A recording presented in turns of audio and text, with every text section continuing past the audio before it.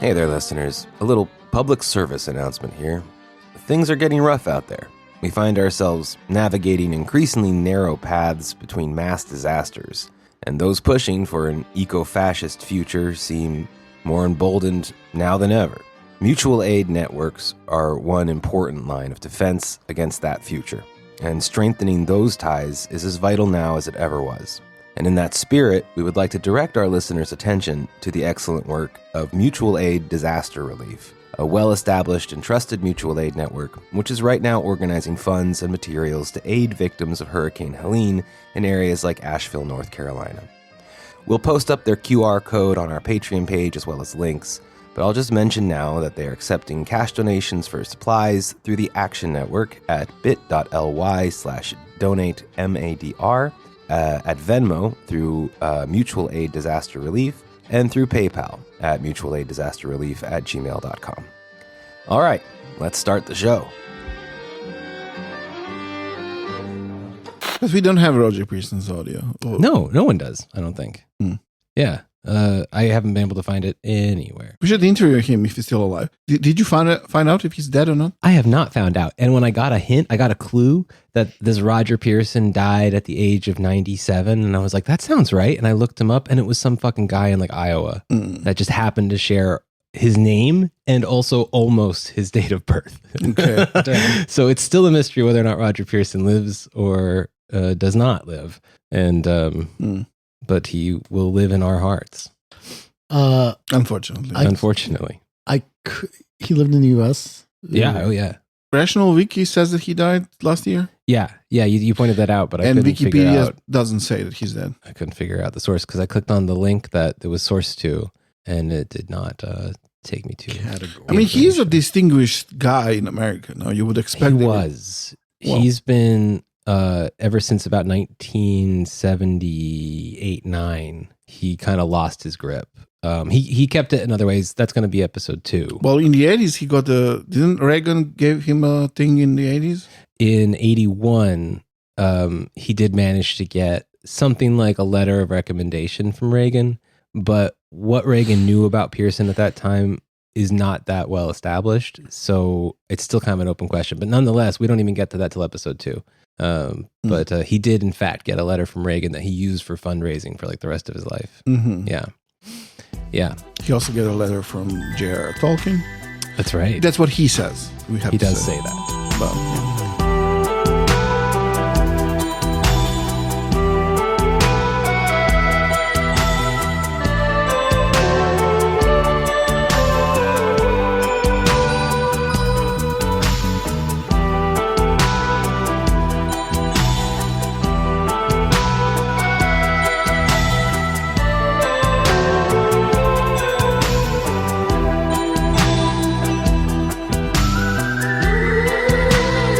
Well, guys, let me just say welcome here to this empire that never ended with Boris and Fritz and Ray.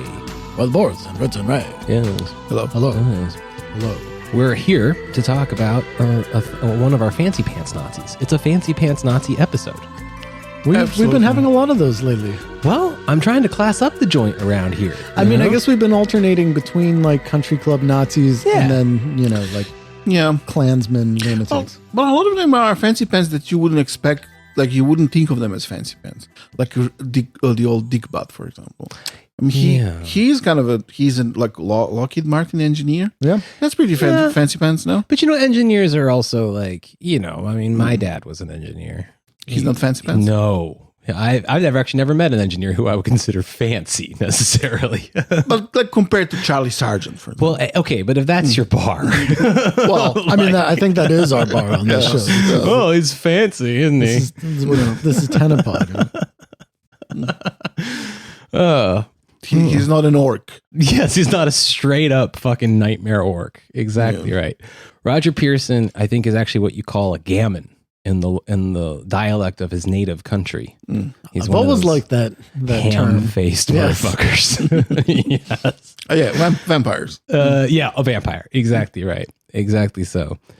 So Roger Pearson, he's been coming up. This is it's time for his spotlight. He's been a what do you call it? A supporting cast guy for quite a while. We talked about him when we talked about eugenics. We talked about him when we talked about Willis Carto and the Liberty Lobby. Yeah, I think in the first Carto episode. He's been mentioned, I think, I know now that he had a very high regard for Lawrence Dennis and maybe a relationship with him as well.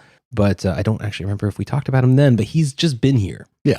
Yeah, I mentioned him in one of the eugenics episodes as an example of like this book was written in the 80s or 90s as an example of like a contemporary race scientist who actually was kind of established as he had for a period of time an academic career and was definitely politically established. Someone had a relationship with like mainstream politicians and so on. Yeah. And the state, really. Yeah. So yeah, that's that guy. Yeah, that's who we're talking about today. But also had relationship with like straight up Nazis. Oh, many. Close and fruitful ones. Yeah. Yeah, from like Carto to like to like the Nazis. Yeah. Like, well, I guess I should say from the Nazis to Carto. Oh, okay, yeah. I did it the other way around. Yes, very broad spectrum of relationships from Nazis to neo-Nazis. To Republican senators to Ronald fucking Reagan. Yes. Yeah. So I'm still kind of swimming around on the fence about Roger Pearson. No, not on the fence. I've made my decisions. He's bad. Oh, okay. But I'm still kind of I haven't developed a strong relationship with him yet, is what I'm trying to say. I had with Lawrence. Is he bad from both the political and from the anthropology perspective? He is like... How does modern anthropology view Roger I'll talk Pearson? a little about that, but he was... You know how you say a lot of people are ahead of their time? Roger Pearson was quite a bit behind. Oh, he was a good 2 decades behind. Yeah. I've actually read his textbook on cultural anthropology that he wrote in the 80s. And it doesn't like... When he gets to like talking about race and culture, the entire Boasian school is not mentioned. And unless you start talking about witchcraft, and then he's all into Boaz suddenly. But instead he references like 18th century spiritualists in the book, in the textbook that he wrote. It written in the 80s. In like 80, I think. Yeah, I was surprised to see that he had some connection with Maria Gimbutas. I don't know that. Yeah. Interesting. She's like a famous, what is she? She's a Lithuanian? Lithuanian, but I don't know if she's an anthropologist or like a archaeologist or whatever. She's like an expert on the cultures of so-called old Europe, which is I think the term that she used. She's actually an expert on the Vinca culture. Oh, yeah. Interesting. So like the kind of pre-Indo-European cultures. And she had this kind of, she had some influence on some feminists because she's one of the people who theorized that there were some kind of initial matriarchal societies and so on, which I think to a large degree was later like kind of rejected, or at least the way that she wrote. I don't know much about it. This is just like some second-hand information. Yeah, I remember reading about that too. That that old Europe was kind of matriarchal and then was replaced by these like patriarchal Indo-European steppe. Yes, and I think that Pearson claims to have founded a journal together with her, which maybe you will remember. I don't know. I think it's something like Studies of Indo-Europeans or Aryans or something like that. Could it be a journal simply called Europe? No. It's like an academic journal. Yeah. That's about Indo-Europeans. Or Aryans. Okay. I don't think I have that here, but I'll take a look. Like Indo-European studies or something like that. I mean, that's him. And most of the things that he founded, I think, still exist in some form under a different name, and usually have like a website that looks like it was made in like 97. You went to his websites. Yeah. They're all like ridiculously out of date. Yeah. Like most of his life kind of feels that way. But also like the institutions that are not connected to him anymore, like these institutes, journals, still have these shitty looking websites. Yes. But were at some point connected with the state somehow. So I'm puzzled, like, they look like fake things. Yeah. Like yeah. And we were looking at one of those just yesterday because I was wondering if one of these authors that I found in a journal that he started that no longer ran at the time was maybe Carrie Bolton. There seems like there's a lot of these kinds of figures around these journals. Yeah. So I guess in short, maybe to sort of put all of this introduction into like maybe a nice handy soundbite, people like those. It would be that this guy has about a century-long career of being an upper-class racist, moving in like ruling class circles, in academia, politics, business, international business, even. And like, of course, you know, we'll talk about his youth right now, but he's one of those motherfuckers. He's one of those guys in the high echelons. And possibly still alive and like almost 100 years old. Possibly alive. Yes. Yeah. Yeah. If he's not, then he tapped out at like 97, 98. Like he was born in 1927. Okay. So like, yeah. So Roger Pearson, one of America's most important Nazis, apparently. Although British originally, no? Born, as he would be, in London. Exactly right. Yeah. In the summer of 1927. And assuming that he followed his brother's footsteps like scholastically as youth, I couldn't figure out anything about his parents. I was looking into his parents to see like how much money he had, what they did. And the best I got was his brother. His brother was kind of the hero of the family, a martyr, in fact, to World War II. Oh. And his brother went to Newport. This is his older brother by like 2 years. Went to Newport Grammar School, which is one of those like ultra rich fucking UK grammar schools that was founded in the 16th goddamn century. You know what I mean? Like this is like places where money's been going forever, you know? And those kinds of places manufacture that very particular kind of Englishman, the ham-faced ones, the gammon guys.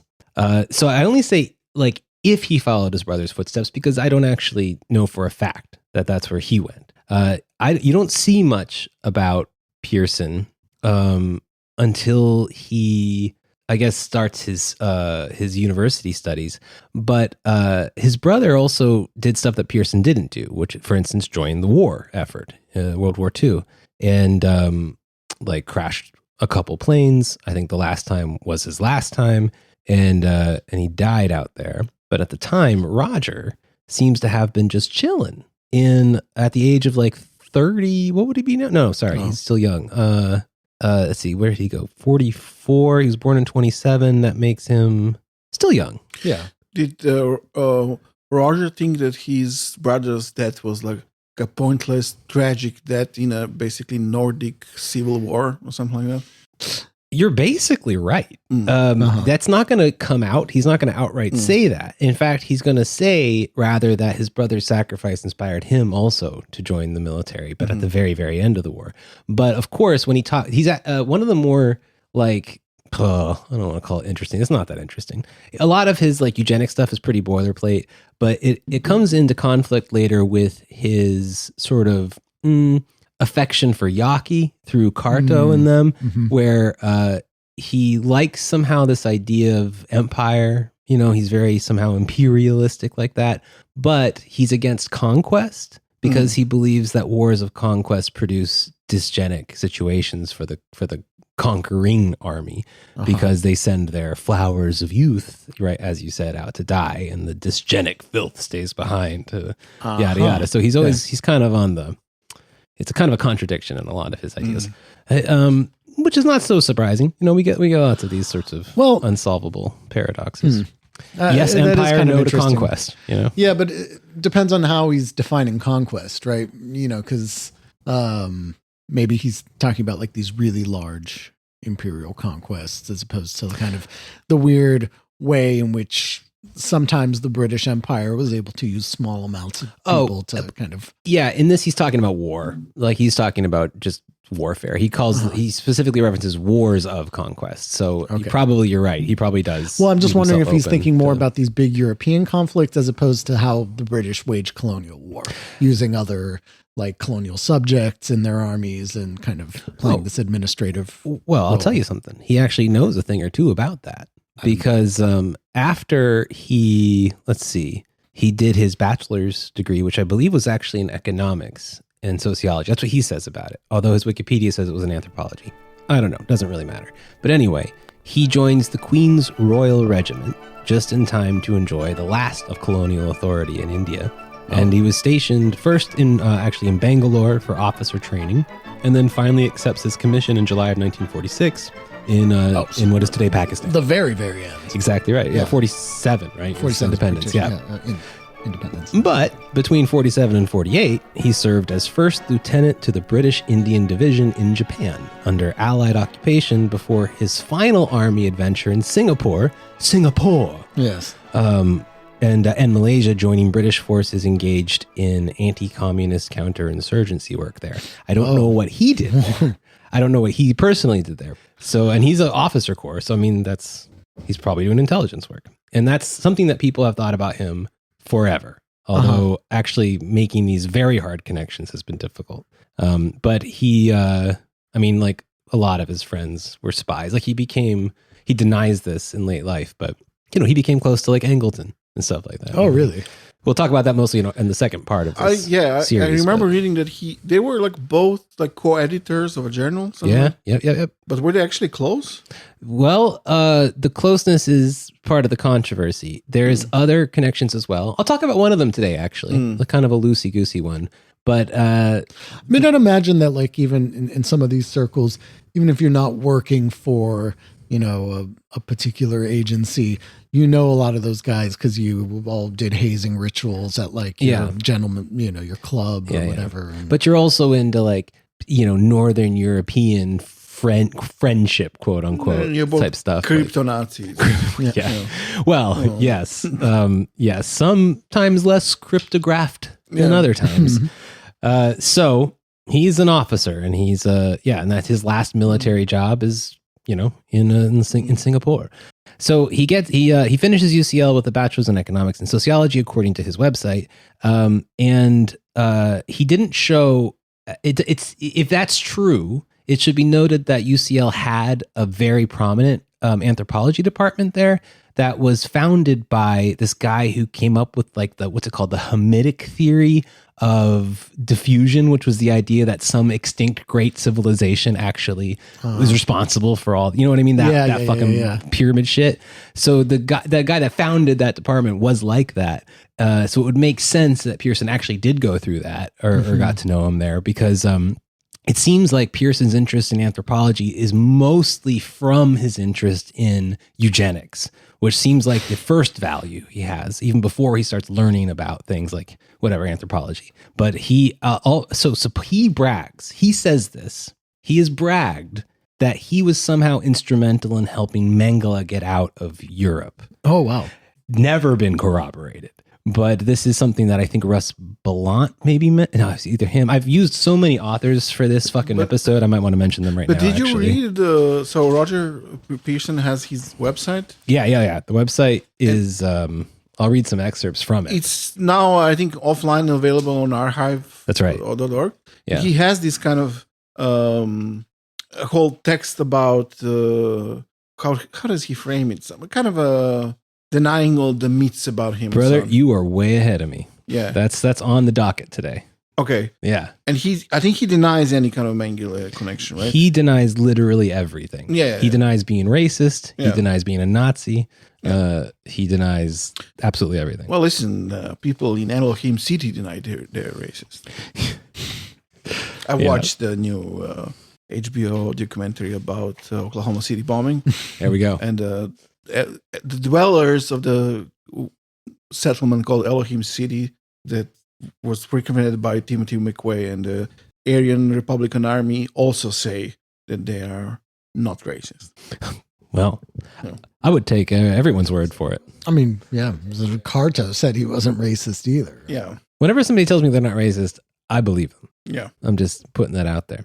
All right. So at any rate, Pearson goes back to India in 1952 to take some cushy position at a British firm there before somehow finding himself CEO of, quote, several companies in today's Bangladesh involved in the exporting of Ceylon tea. I've read in some places that he directed an entire plantation I don't know if that's true. Roger Pearson likes to bend facts a lot. And so it can get kind of messy looking at his life. Roger returns to the UK in like 53 or 54 to complete a Master's of Science in Economics, but apparently maintains still a foot in Pakistan. And what I can say is that between 1959 and 65, he was a board member to the Pakistan Tea Association, to which he was elected president in 1963, which also gave him a seat on the managing committee of the Federation of the Pakistan Chambers of Commerce and Industry. So this is, I believe, actually, he's mostly living in the UK during this period. Though. I don't think he's necessarily in Pakistan. And you said he was in, I guess, East Pakistan, because now Bangladesh. Yeah, it's a place called Kuhl. It's a village. It's not, oh, no, because you said Bangladesh before. Oh, yeah, that was earlier. Yeah, sorry. Before. He was also writing a lot at this time, authoring a well-received history of European culture in Calcutta. That was something like from 15-something to 1945 or whatever.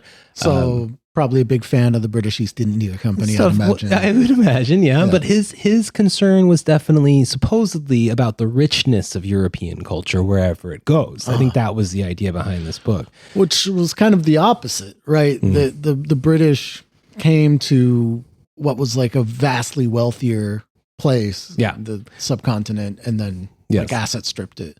Yes. We want your colors and your tastes. We have none at home. This curry will taste great on my eel. Yeah, exactly. So he's one of those, I guess he was really impressed with the impact European cultures had there. So he was writing a lot. Yeah. I think he published a periodical at the time called The European. I have an excerpt from The European that he wrote called Evolution and the Modern State, a little article he made. And I found maybe this one passage might be interesting. He talks a bit about this guy, Sir Arthur Kent, whom he references all the time in his career. Another stupid ass fucking eugenics type. He was also like a Germanophile and appreciated Hitler in some ways, but thought he went a little hard on the Jews. Yeah. Critical support for Hitler. Critical support for Hitler. Exactly right. So we got this. In order, therefore, to adhere to the laws of evolution, the German National Socialists fan the rational appreciation of race and evolution in Germany.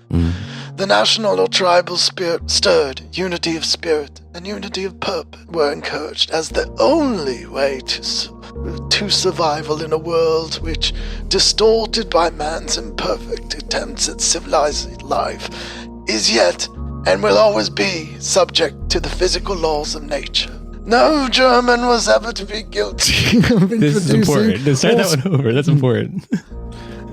No German was to be guilty of introducing or spreading hybridity. Imperfect stock within the nation was to be discouraged from reproduction, and those who were fit were to endeavor to raise the birth rate in order that the German nation might grow in numbers and strength in competition with the ever-increasing millions who pressed upon the borders of Europe. There you go. So he's a Marxist, is what that's what you got there. Yeah. Does he actually? Is there any reference in his body of work to Louis Morgan? Well, yeah, there'd have to be. I mean, because the thing is he did a lot of like basic anthropology texts for students that were just like your kind of run of the mill summaries of this and that. The problems really came when he got to like the post-war anthropologists, which if you just read him, don't exist. Like never happened, you know? Yeah. So he goes on to imply here in this article that Hitler might have been a bit rough on certain members of the Jewish population, particularly those that kept to themselves genetically. Right. He was like, Hitler overplayed his hand about the corruption of German blood through Jewish interbreeding, and thought that all like what for him would be genetically responsible Jewish people who only, kept their in-group practices, that they should have been spared because they weren't a threat. because the only threat that he sees is dysgeneticism, is racial suicide. Well, we mentioned that there were modern Nazis. I mean, yeah, it's kind of a bizarre term, but like when we talked about mod nods in one of the eugenics episodes, like there were ones who like differed on the extreme ones, which I guess prevailed on how to define who is Jewish and so on. Mm-hmm. I'm curious who he's specifically thinking of when he's saying the competition of increasing millions pressed upon the borders of Europe. Well, I'll tell you about a friend of his right now that might clear that up for you. So it was during these days of tea and honey that Roger Pearson likely made the acquaintance of Robert Geyer. Bob Geyer is his name. Yeah. Head of the anthropology department at the university in the Madhya Pradesh city of Sagar. Now, Robert Geyer was a prominent eugenicist and academic who by this time was no longer in favor in his old circles where he was like super popular for a while because he wrote an unfortunate text in 1944, I guess when he thought the question was still up in the air, called Teuton and Slav on the Polish Frontier, which used arguments and even photographs by exiled Nazi doctor Hans Gunther, who himself had annoyed Hitler so much that Hitler kicked him out of Germany. Damn. What was annoying to Hitler was that Gunther was like, the Germans are already dysgenic. There's only like 5% left of us that are truly Nordic Teuton, you know? And so he was like, yeah, that was why. Yeah. So the bunch are mixed with Slavs or what? Just everyone, you know? Yeah. But yeah, exactly. Yeah. So, this in short, like Sorbs, that's the problem here. Yeah. These millions are of course just their neighbors. You know what I mean? Right. Like Slavs, the people, the Slavs, the people that are most likely to breed with I them. imagine that this was probably a reference to the USSR because, you know. Yeah. There's some... well, Poland as well, I guess. Yeah. I mean, in 44. Yeah. So, soon, both Geyer and Gunther would become Roger Pearson's closest associates. Bob and Hans were his best buddies within Nazi circles today. And I'll tell you which one I found it on. I found this on a Srpska Akcija blog post from 2016. Oh, wow. Yeah. So they even still follow. Those are like Pearson. Serbian Orthodox neo-Nazis. Yes. Yeah. So they say that Orthodox, meaning Orthodox Christian. In the vein the vein of the Russian clerofascists that I talked about last week. There we go. Yes, but these are more neo-Nazi than that. More like, boneheady. Yeah. Let's not get sidetracked, but because these guys are pretty neo-Nazi too. I've been reading some more. In Russia? Yeah. Okay. Oh, all right. They seem to love Patriot Front. Interesting. Yeah. Sounds like a sequel. Let's not get sidetracked. Yeah. All right. So, I learned from Srpska Akcija that in their scene, in like neo-Nazi circles, the story is that Pearson himself got Hans Gunther to step away from this only 5% of all white people are actually white thing and kind of tone it down German to a people. broader. Or white people. Well, I mean, it's the same, right? Okay. Or no, you're right, because there's more like white people. You're right. So then it'd be like 0.00005% of all white people are white people. But he got them to cool down on that because they got together to form what is it called? God damn it. The Northern League for Pan-Nordic Friendship.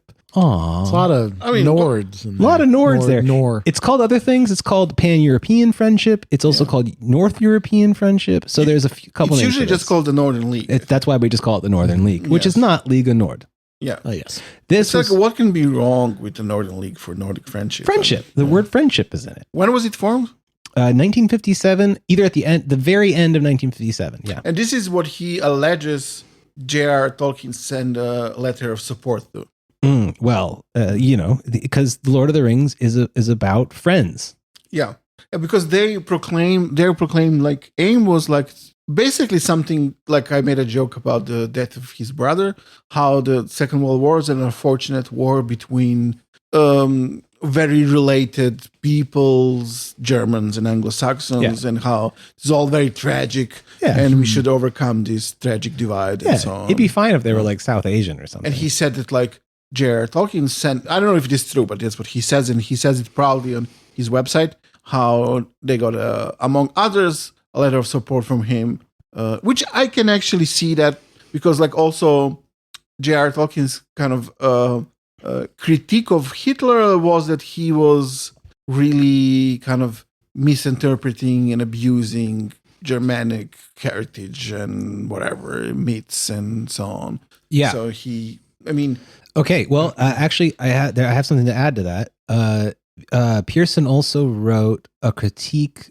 of the way that the nation state is being used. He wrote this quite late in his life, actually, like 10 years ago or something.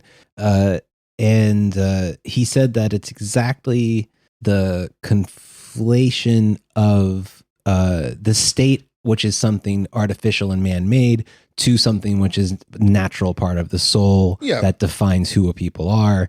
And this is what he said went wrong back in the day. Yeah, there is this like among like kind of Nazis, but also like people who are unconsciously kind of going into a Nazi direction. Yeah. There is this, I think it's like a very rooted in like romanticism, which doesn't necessarily lead you to Nazism, but there is this kind of root there. But it's this idea of like a soul of a nation or something like that. So it's like that exists independently of a state. A state can be an expression of this national soul or not, but it's like kind of secondary. You have a nation which is rooted basically in blood and spirit. So it's a very, I think, romantic kind of rooted idea that also Nazism comes out of.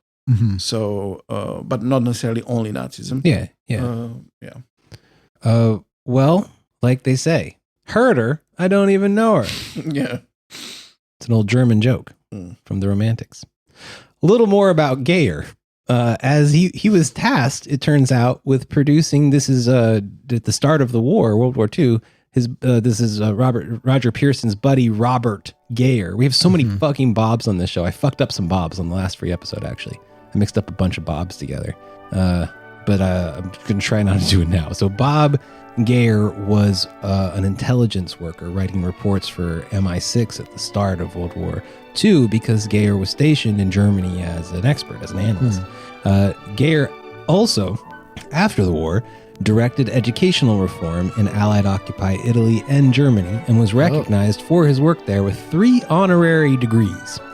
He, alongside James Jesus Angleton, were both parts of the Order of St. Lazarus, a Scotland and Ireland-based charitable association that did like ambulance funding and stuff like that. Yeah. So this is like the first minor Angleton reference, but there'll be more in episode 2. But these are the circles that, so again, like when people are wondering if Pearson is intelligence, it's not looking good for him, you know what I mean? Like his best buddy in the world is like straight up an MI6 spy. He probably did counterintelligence work in Singapore.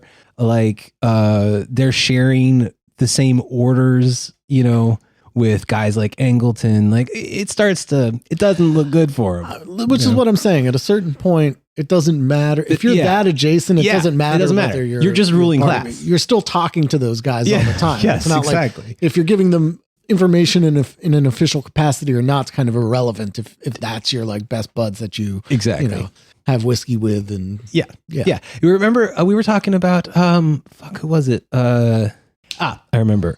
This is a lot like when Henry Luce would just ask for straight up intelligence, and they would just get it. You know, like you said, it doesn't really. You don't have to be a fucking agent to get access to this intelligence.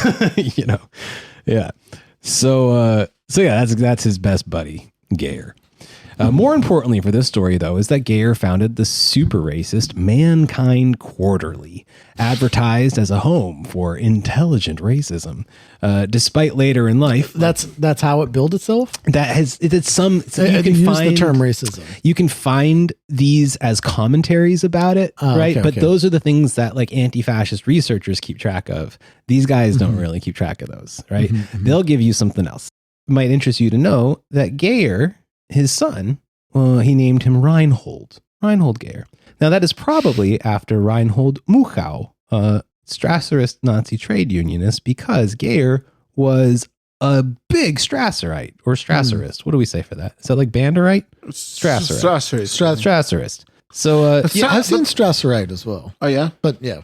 Either way, Geyer was that. He might have been one of the first British. But this ones. is like because like some of these the Strasserist. I'm just talking about. Yeah, please. The whole term, because like Boris mentioned one of the recent episodes, the third way from Germany, a very Nazi party there, who are supposedly also Strasserite, but like the real Strasserite should be very anti-Hitler. I think a lot of these people are not. Uh-huh. So, I think it's a good way to label yourself now if you want to. Yeah, because Strasserites are the whole thing would be that they are even more anti-Semitic in some way. That like basically Hitler betrayed them to the Jews, also called the Big Capital.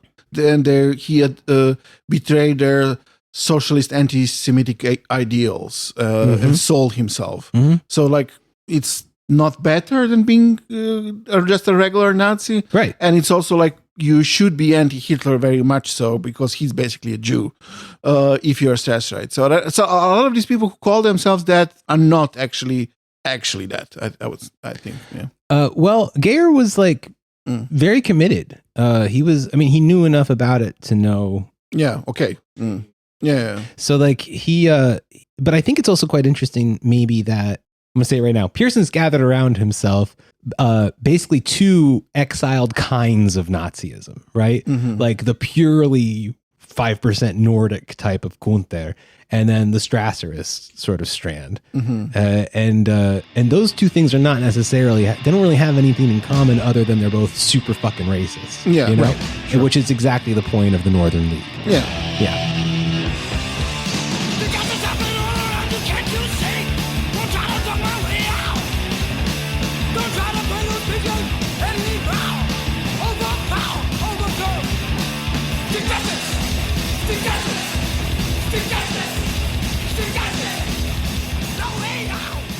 Wait, drop Jim for him just real quick. No, I'll do it with the sound. Catches the eye. Catches the eye. Nice. Stand up like men. Catches the eye. Yeah. Don't be cursed by God. Catches the eye. Wow. So we have a soundboard. We have a new theme song. Yeah. Back to this shit. Oh, it's such a bummer. I want to just play on Soundy for the rest of the day. I don't know. I think Roger Pearson is interesting. Yeah, he gets super interesting. This is again his origin story. He's still kind of finding his way, and he thinks it's academia, and he does fine there. I'm not saying he doesn't. Like, he goes way further than he should have, considering. But doesn't he where his spend colleagues most of his career in no offense to the University of Southern Mississippi? Well, we'll get there. That's yeah, no, that we'll get there. Isn't that where the guy from the fucking League of the South was also teaching? I think so. Yeah. That's what I'm saying. We'll get there. He's coming soon. It's coming soon. But I'm glad you brought that up. We had this kind of debate with ourselves, because no one wants to debate us. Yeah. Before about the estuary people want to debate us. Well, yeah, sure. Yes. We don't want to debate them. No. But about U.S. being the continuation of the British Empire versus being the Fourth Reich. Yeah, right. I didn't listen to it. There is a podcast called the Fourth Reich Anthology or something like that, and it's about the U.S. being the Fourth Reich. Okay. I mean, that's what the description says. I didn't listen to it. But like someone like Roger Pearson, I think, doesn't this like kind of... Isn't this an argument more into our direction? Well, yeah. He's Roger Pearson is a guy like Angleton to me, in that we were talking about. I mean, they are adjacent to the Third Reich, but like, they want to incorporate parts of it, but like, what they really are. No. They're like very British, Anglo-Saxon. Look. Pearson grew up reading and being inspired by the same shit that like Hitler read. You know what I mean? Like that's Lothrop Stoddard. You know, like it's the same fucking guys. Madison Grant. These are his like big influences.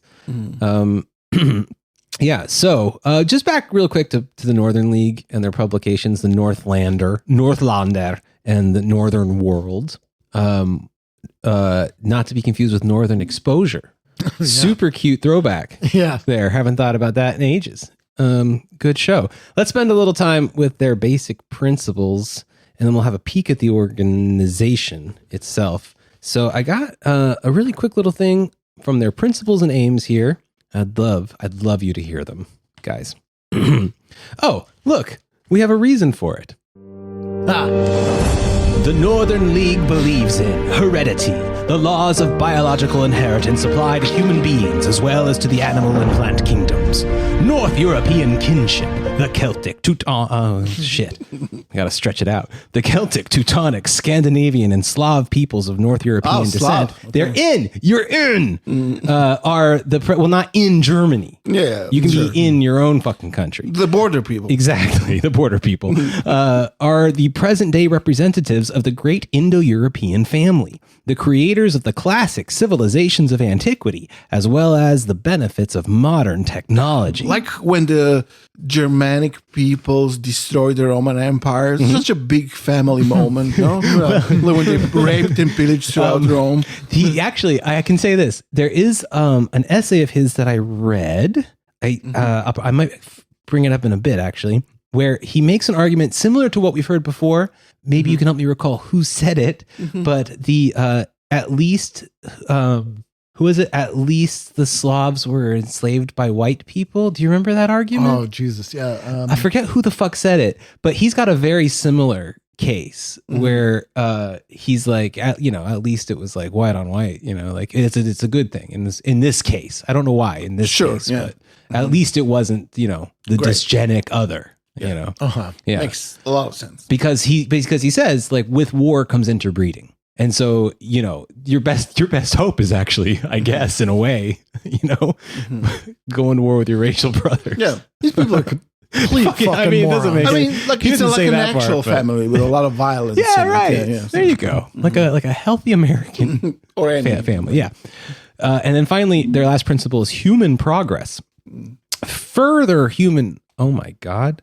He dropped the T in further, so it looks like Führer.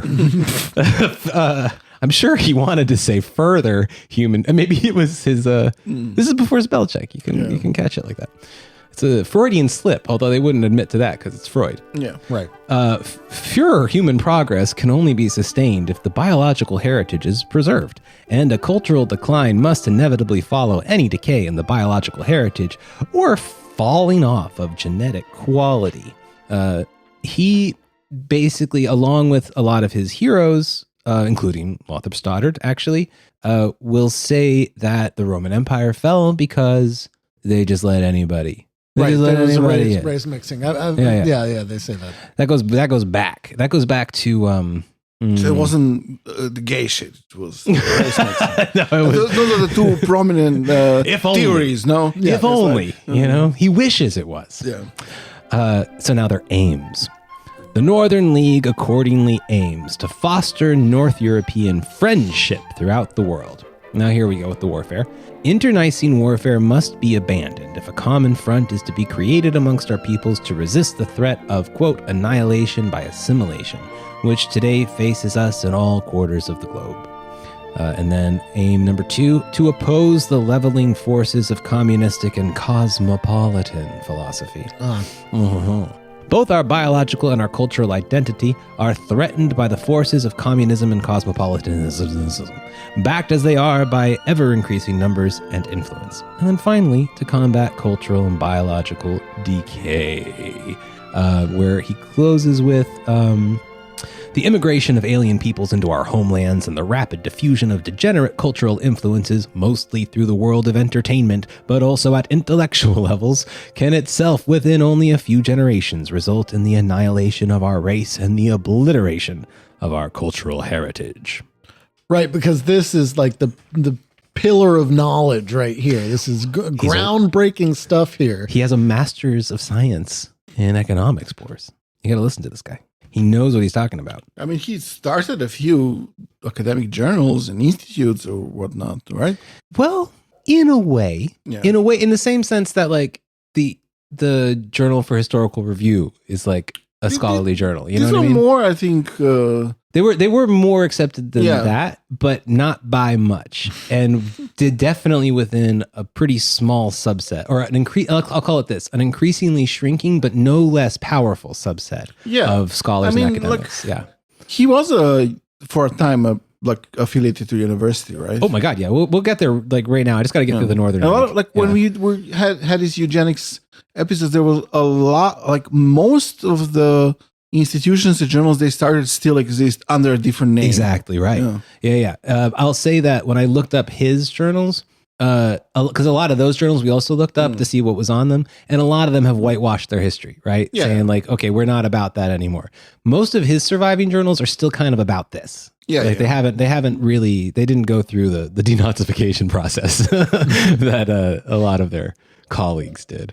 And so in their quite long call out to join the Northern League, this would have been issued around 58 or 9, I guess. They write this. What we have to learn, and learn quickly, if we as Europeans are not to be annihilated as a species, is to begin to think in terms of ethnic identity and pan-national concepts. What we must do is develop a worldwide bond between our own kind, and to avoid being misled into more fratricidal wars. For the past 1,000 years, we've been busy destroying our own kind, while those of other races sit back and laugh at us. When are we going to begin to think in terms of ethnic and racial identity? Yeah, it's more of that. They're doing it to us, so we better do it back before they can do it to us. Yeah. That's the huge, you know? So like him as a eugenicist, okay, like he was prominent, very prominent, but he's not necessarily like unique or interesting, you know? We've heard, if we haven't heard it from other eugenicists, we've heard it from like, I don't know, this similar shit from, well, I guess this is actually probably because of him. I was going to say similar shit from like every fascist from the post-war period, but I thought, oh yeah, he knew them. He was like writing with them, right? Sharing their journals. Okay. Yeah. Okay. So the Northern League gave a lot of space to encouraging a revitalization of pre-Christian Nordic paganism and fretting over concepts of racial suicide, which I mentioned that, you know, Pearson got from people like Stoddard and Grant. Also, I should mention Arthur de Gobineau, one of his very favorites, and early 20th century Germanophile, Houston Stewart Chamberlain, as well as Arthur Keith, an anthropologist who found a bunch of cool fossils that made him like super big back in the day. But he kind of tanked his credibility when he supported the Piltdown Man hoax. I'm wondering if that rings a bell. To Boris especially. Does it sound familiar at all? Piltdown Man was this like human evolution hoax that where they found like a Homo erectus skeleton in fucking Piltdown. It's some English country place, you know? So they dug them up and were like, you see, there are every race developed independently. Yeah. Which is this is where Pearson situates himself in. He's in that dying school. But the Piltdown Man hoax kind of killed it. Yeah. Because when it was finally, and again, this hoax went on for like 40 years. No, yeah. Well, 33 or something years. And finally it was completely debunked in the 1950s. So this previous thing that you mentioned, they call it what kind of a suicide now? Racial. So that's like, so they went from suicide to genocide now. That's how they call it now, right? Why genocide? Or oh yeah, yeah. I guess it's Now you're right. That's a good point. So it's sort of like it's phrased in the way of it happening to you, as opposed to you doing it to yourself. Yeah, that might also be the difference between like the elite mindset and like a populist one too. Because like I feel like somebody in these circles, they're going to be. I mean, he's a eugenicist, so I mean he's literally the most elitist you can be. You know. I feel like he's going to be more apt to blame the stupidity of an already failing race. You know, in fact, he does quite a lot. Wonder if he got into neofolk in his old age. Yeah. Well, so these are the guys that he's surrounding himself with intellectually. Rather, these are the core pioneers I'm saying that because of the Pioneer Fund, but these are the intellectual pioneers he's following. So these guys really make up the core of what Pearson believed anthropology should be, more than I think what he was probably exposed to in the 50s and 60s, which was when the new school was taking over pretty rapidly, actually. And like all of his old, heroes were now increasingly being used as examples for exactly what not to do, And so he will, when he publishes anthropological works, he publishes pretty run of the mill stuff. Like not very controversial things. And he's very sneaky. He'll if you know what to look for, you'll find it. You know what I mean? But if you just think he's like, a prominent British anthropologist, you could read his stuff and like learn a little bit about the history of archaeology in this region or something like that. Whatever. It doesn't come out immediately like he makes racial suicide. That's why he makes his own journals. Right. He makes his own journals or takes over other people's journals and makes them about that. And that's where he gets this all out. And some of it he does under a pseudonym named Ernest Langford. And that's one of the he likes pseudonyms, right? Yes, he does. He used a lot. A few. But also denies that. Like, I think there's nothing. He has this like, what's the term? I'm forgetting now. On his webpage, he has this like, whole section about like busting the myths about him. He doesn't mention the whole issue of pseudonyms there. No, like he doesn't bust those myths at all. I think he doesn't mention it at all. I mean, that's kind of the point. Yeah, but like those pseudonyms connect him to a lot of things that he says that he's not connected to. But that's the thing, is like his actual name does that Carto too. did that kind of shit too. The Pearson is just, he's weaselly. That whole webpage is just him like literally lying. All right, where am I? In the Northern League, even more so than Geyer and Gunther, Pearson's closest associate was Peter Huxley Blythe, who is our third member of the Huxley family to appear on this show. Huxley Blythe was a young adherent of Oswald Mosley, but when Mosley and Yawkey parted ways, Huxley Blythe went with the Yawk into the European liberation. We mentioned him before a few times. Oh, well then he's been on our show. Yeah. He's the one who then also cut ties with Yawkey, accusing him of being a commie. Because when Yawkey started getting hard for the Soviet Union, he blocked his Yawk. He also lived for a long time, died maybe in the 2000s, something like that. I wonder when did we mention him, but we mentioned him a few times recently. In this arc, I think we mentioned him. Well, I took the time to look up to make sure he was actually Huxley of the Huxleys, who are regularly in the background here. He was invested in the cause of Cossack repatriation, a fan of Vlasov and those guys. He characterized his partnership with Pearson as a step towards scientific and forward-looking nationalism. I mean, this guy's a Nazi. Yeah. Like he's a full Nazi. Yeah, he was also, surprise, surprise, an alternative medicine guru who specialized in curing children with mental disabilities, despite himself publicly acknowledging that he doesn't know anything about children with mental disabilities. He's a very scientific guy, you see. Do you know what methods did he use? I think herbs. Oh, okay. It wasn't like some. I hope. Like Scientology. I mean, alternative medicine can mean. It can mean a lot of things. Blythe would later lead the Northern League after Pearson moves on to bigger and better things that we'll talk about in the next episode about him. So the Northern League's first conference was in the German city of Detmold in 1959, which was the subject of an ancient battle between the Saxons and Charlemagne. So in attendance was Colin Jordan, our old friend from Act 1, and Wilhelm Landig, a recently denazified SS officer. I think we mentioned Colin Jordan in every arc. I think we do. I think you're absolutely right. Somehow he was probably in Arc 2. Yeah. Later, WACL WACL, World Anti-Communist League, internal documents recounted this very conference of the Northern Leagues in 1959 this way. The program and manifest from the conference was described by German authorities as National Socialism Revived. The Detmold Conference decided that members should use the conspiratorial method of expanding the influence of the Northern League. That's what they said. Okay. Like, I mean, we mentioned this 100 times, that like the whole Jewish conspiracy thing is a total projection on their part. Yes. Everything they do is a projection. Yes. Yeah. Why was it in debt mold? Well, we got to talk a little about the money, and that's when Kevin Coogan comes in. We like us some Coogan around here. Mm-hmm.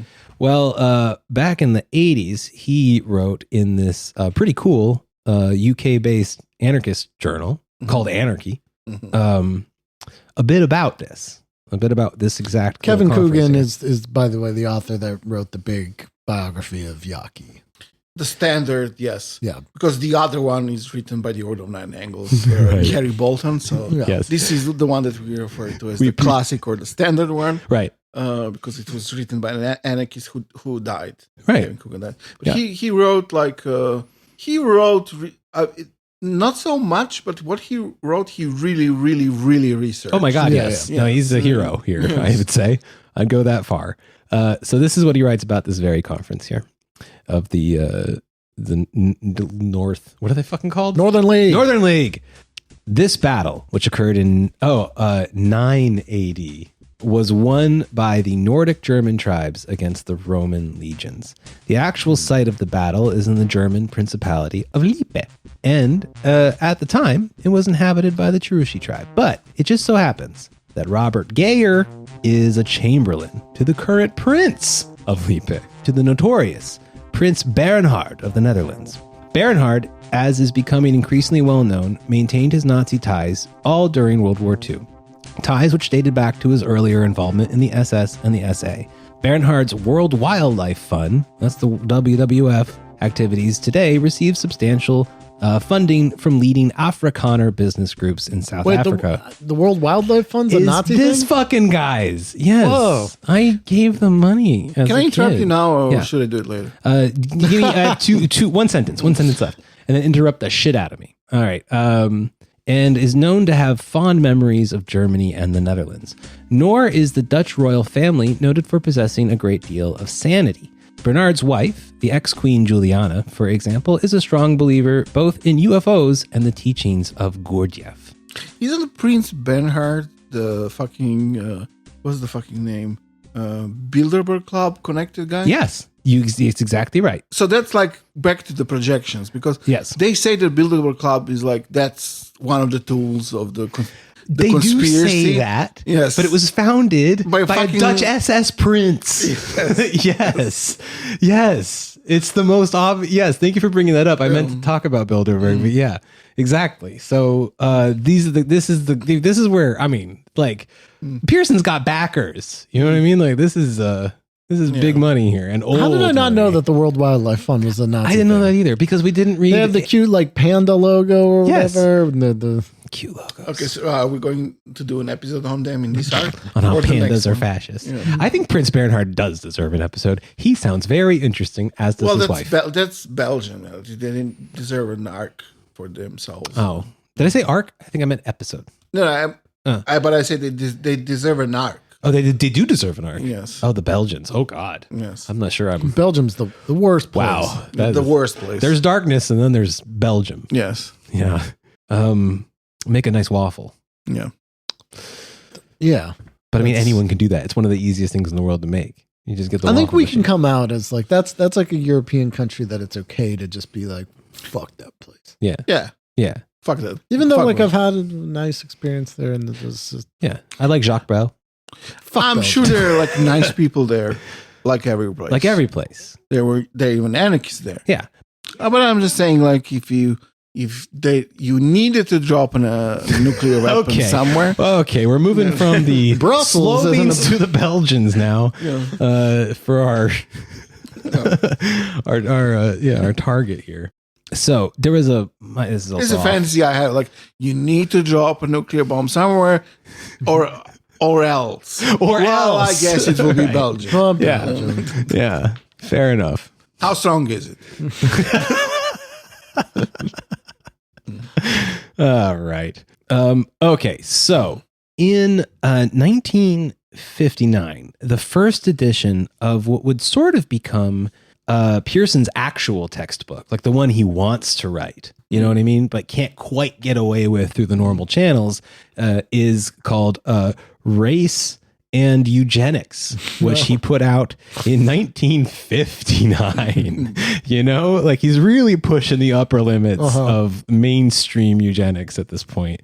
And he's trying his best, but of course it has to be put out through the Northern League publication, publishing, and it's essentially a collection of rants that he wrote for the Northerner or whatever it was called. And some of it's fucking straight up nuts. Like, yeah, he talks a lot about like, I gotta like really quickly flip through and just see where I starred lols. Here we go. Lol. Okay, here's a little bit. I feel like I need romantic music for this clip, but just kind of, you know, give it your old David Attenborough After Hours. What the fuck does that mean? David Attenborough After Hours. David Attenborough After Hours. No. He exterminated them all. That is, except the females. Wait, what? No, hold on. Oh. That's an awesome quote. So this is a cold open.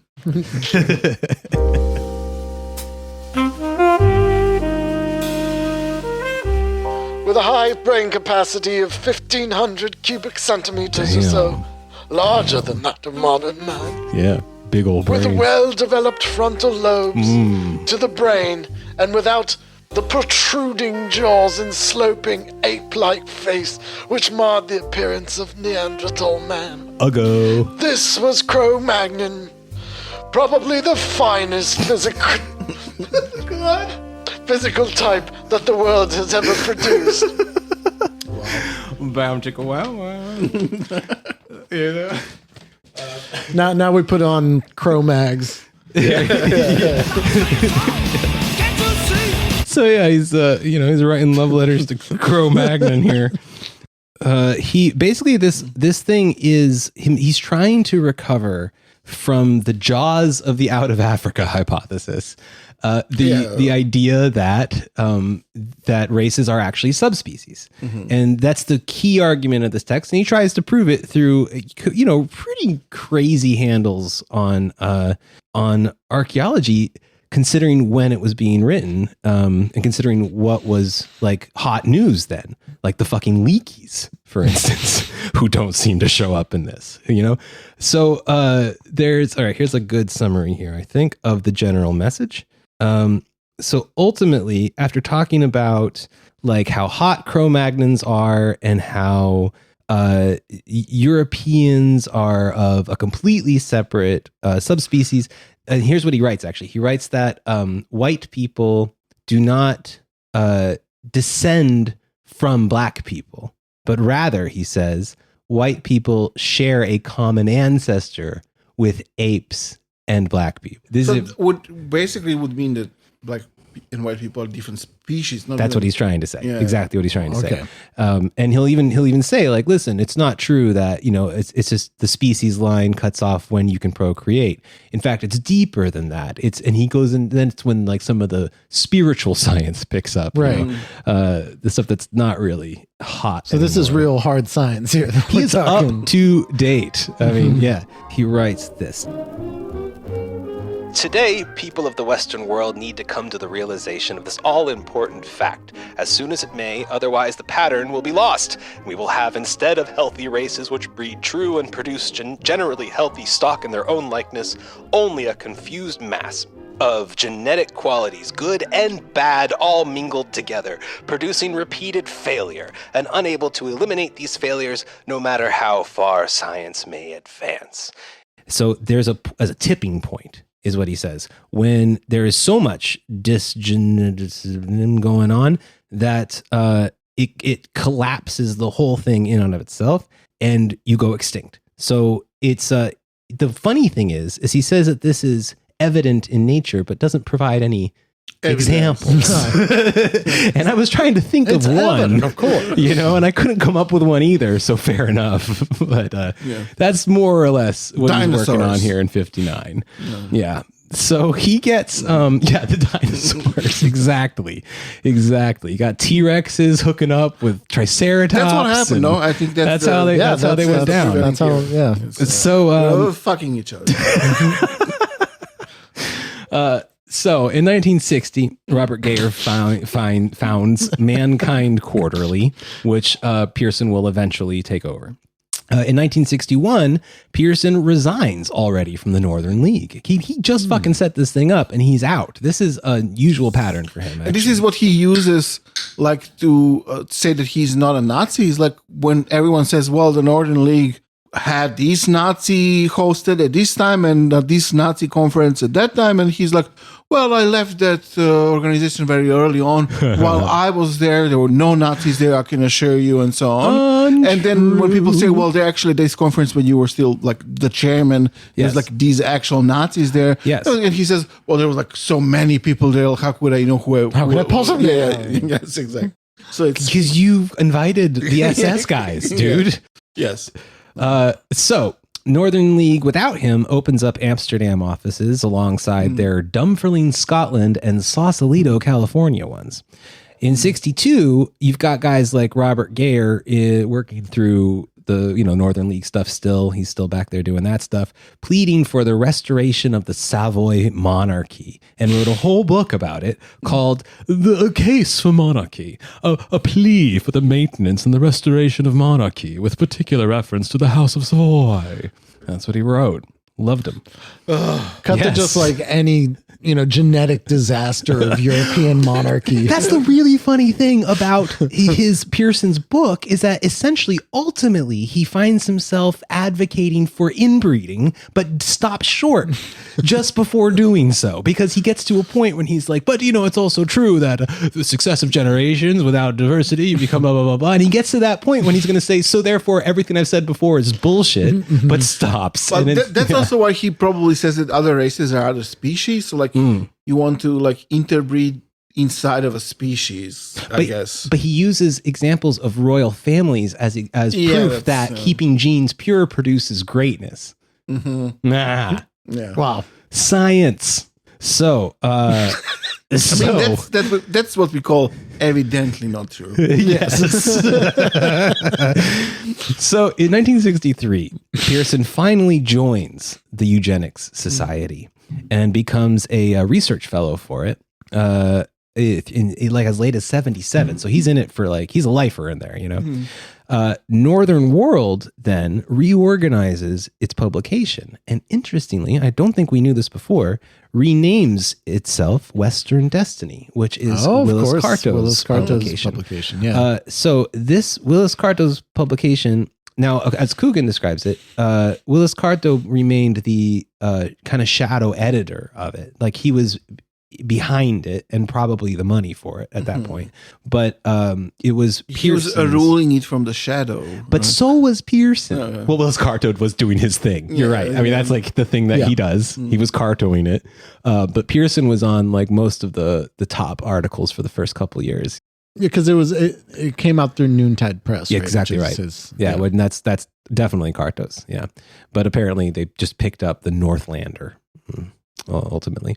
So the first issue, of course, was dedicated to Yaki and the Imperium. Of course. And it had an advertisement for an association of some other association of friends that Robert Gayer was putting together.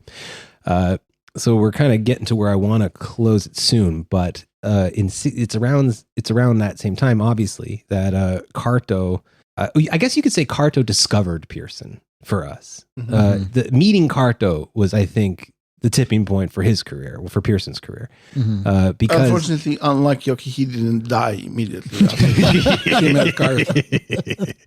Yeah. So Carto persuades Pearson to move to the U.S. and to become editor, become the permanent editor of Western Destiny there and under Carto's leadership.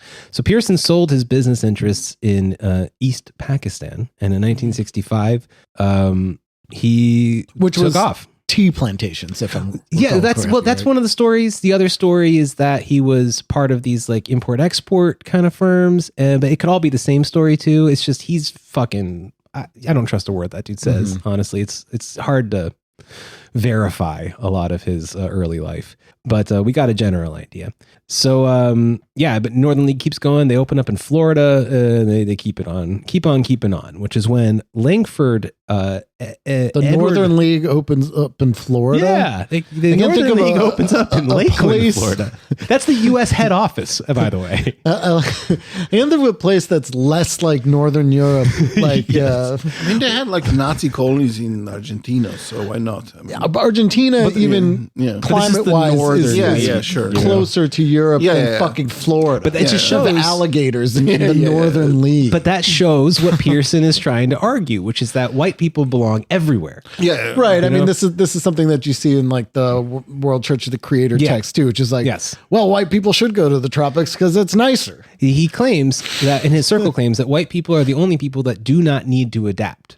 Anymore. That, really? Like, they're done. Sunscreen. They're done. Sunscreen is just a perfect example of not needing to adapt. Invented by black people. The entire British obsession with complaining about the climate of a place is intolerable and terrible. I mean, including their own, no? Like including the island of Britain. Yes, where their skin is so translucent, even they can take nutrients from the sunlight there. What little sunlight they have, even that's not enough. Yeah. And they have to freak out in Barcelona. So he's basically, I mean, from that, I would assume that he would be for some kind of a caste system because he doesn't want to segregate them geographically, so he wants Aryans to be the ruling class. Like there are other species, races, but then they need a kind of inferior place. Tell you what, I actually know where to look for the answer to that, and I will bring it to you next time. Okay. But I do wonder, because we also know he had a lot of a personal interest and investment in South Asia, and so it's quite likely a lot of them. Robert Gayer was definitely into that shit. So a lot of these racist assholes like use India as an example, because you have a kind of a racial basis for some of the castes there. No? Like you have like the Dravidians, lower class, and so on. I guess it's more like caste discussions intersect with race discussions. For sure. And I mean, these guys, I can't imagine, now that you said it, I actually can't imagine Pearson coming down on the caste system. I feel like he must think that exactly preserves the seed. I mean, I just thought of that when you said that they are adopted to everywhere, because you have these Nazis who want to have their own kind of part of Earth, right? Populated by only white people and so on. But if he wants the whole of the Earth, then I was thinking probably is in favor of the caste system. I don't honestly, I'm not really clear on his political ambitions at this point. Sorry, I just needed to look up a picture of this guy again. Yeah, good. Look at him. It's too much. His older brother was significantly hotter too, the one that died in the war. Oh, yeah. Because he has that stupid ass uniform. So this is kind of fun for us. He's so impressed by the U.S., apparently, that he immediately, in 1965, writes a book called This is a Republic, Not a Democracy. Let's keep it that way. Which is the favorite slogan of Robert Welch, John Birch Society, to whom he dedicates the book to. Dedicated to Robert Welch. Is that the origin of the whole thing? That's what they claim. I mean, I'm apt to believe it. Okay. Yeah. This is where he likes to write about the Roman Republic and stuff. And he completely straight up makes up shit about Nordic paganism and like pre-Christian paganism, and about exact details about their constitutional democracies they had, and which is not. But this is the classic. Yes, of course. But he's like an actual professional anthropologist still. You know, like I mean, he's of course not. You know, it's not his primary interest is not getting it right. His primary interest is simply the one thing he's always wanted to do, which is why he's an anthropologist in the first place, which is to prove eugenics, you know? But like, this is a republic, not a democracy. It's a kind of a American extreme right thing, right? It was. And I guess, I mean, it's repeated even today. Still do it today. Now it's just normal. People say it all the fucking time now. But it's like, I guess am I wrong? But I think originally it's I assume it was supposed to. It comes from kind of an elitist position. It's like not a society ruled by the masses, but by the basically oligarchies. No, is kind of the point of that whole thing.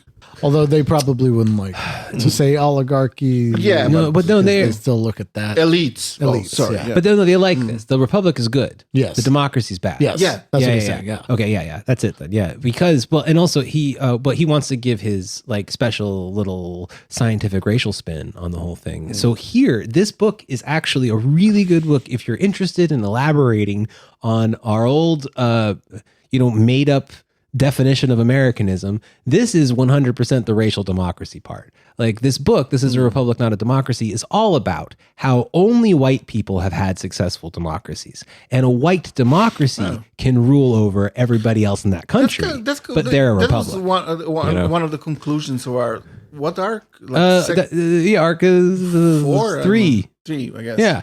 This is it. This is it right here. This is the theory of it, actually. Yeah. And he's writing it as a dedication to Robert Welch, and which is interesting because the only critique you see of Robert Welch is this. Here, Robert Welch, in his generally excellent booklet, Republics and Democracies, unfortunately overlooks the racial significance of this bitter struggle.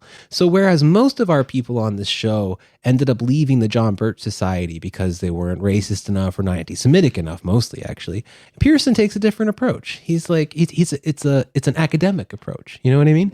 It's a collegiate approach, saying like, as much as I admire all the great work you've done, there's a shortcoming, and it's this. So he wants to work with the John Birch Society to make them more racial. And I think that experience is the basis of the entire second half of his career, which we'll cover in the second episode. It's going to be all about him bringing his like fucking whatever London anthropology eugenics program into the American right-wing mainstream. And that'll be his mission. And he'll fucking get pretty fucking far at it too. We'll talk about how he takes over the World Anti-Communist League. He becomes like the U.S. representative for a while. He creates a new European League staffed exclusively by fucking Nazis. And like it's that's when it really starts to get going. So that's kind of more or less where I want to end it. Let me just really quick check my notes here because we didn't get to the 70s, but he's in America now, and he's publishing a lot as himself. So when exactly does he move to the U.S.? In 65. 65. Okay. Yeah. Yes, indeed. So he's there in the roaring 60s there. And by 67 is when he'll finally get his assistant professorship at the University of South Mississippi, where he will teach probably horrible things. At this time, he's publishing articles like The Zionists and the Plot Against South Africa. Another one is Early Jews and the Rise of Jewish Money Power. The Zionists and the Plot Against South Africa, huh? Mm-hmm. Yeah, so he's not... He parted ways eventually amicably with Willis Carto. He's one of the few people that left on good terms with him. But he didn't really like throw Robert Welch under the bus for not being anti-Semitic enough. He just was like, Robert Welch tried his best, but he doesn't have the fucking brain smarts that I've got. You know what I mean? Yeah. So when we get back to him, we'll get into his DC career and also hopefully get closer to sort of the intelligence scene surrounding him there. Although that is unusually unpenetrable in this guy's case, probably because he didn't die or did just recently die. So we might get a lot more in the future. Maybe his family is keeping it secret. He's dead. Maybe they're still getting. Did he have? I don't even know. Did he have a family? I don't even know if he had a family. Like I'm having a really hard time putting some collecting the paychecks and keeping him in a room somewhere. You got to imagine he had like some kind of fucking trust. I mean, the M.A.R. Barker guy made his own whatever archives about himself. This is exactly that kind of guy. But again, I mean, the thing is probably his many still existing foundations and journals are probably his legacy. They probably end up with a lot of the stuff as their wealth. Ugh. Well, okay. Anyway, you got an idea for him today. This is just an introduction because I'm really still, learning about him. But you got him as an anthropologist. You got him as his first efforts at organizing Nazis into some sort of international league, which he will continue and expand as he goes forward. And that's about it. That's him. That's his early life up until about 1970. Wow. Okay. Best buddies. So that's another one of these guys that may or may not still be alive, but either way, is kind of has a long career. Very, like yeah. We'll call it a century. I think you're right. You can round it out into a century of being a dick. I'm assuming he wasn't a great kid. Yeah. No, probably not. Or a parent. Yeah. If he had kids. This is why I thought that maybe they're doing a weekend with Bernie. Yeah. You think they just got him like propped up on his writing desk somewhere. Just collecting paychecks, if I assume he has some pension from various institutions. You've got to imagine. The world, like a Pakistani tea or at least a association. Yeah, he's a businessman first, like American whatever shit he got. Yeah. So, I mean, well, we'll see. I guess. I mean, like the most interesting bit is still to come, and then we'll see him hobnobbing with. The worst of the worst.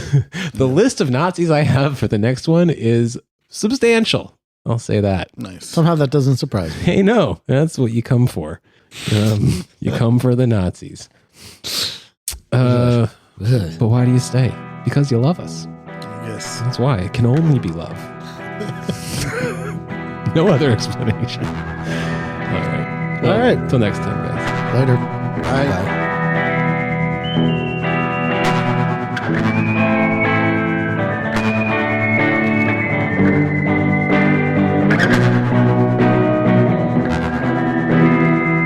Hey there, all you free people enjoying your free episodes from The Empire Never Ended. Maybe scoot on over to patreon.com/tenepod and become a patron. We publish 3 additional premium episodes there alongside the 2 freebies each month. We're on Twitter too, also at Tenepod, but our Patreon is really where it's at. See you there, maybe?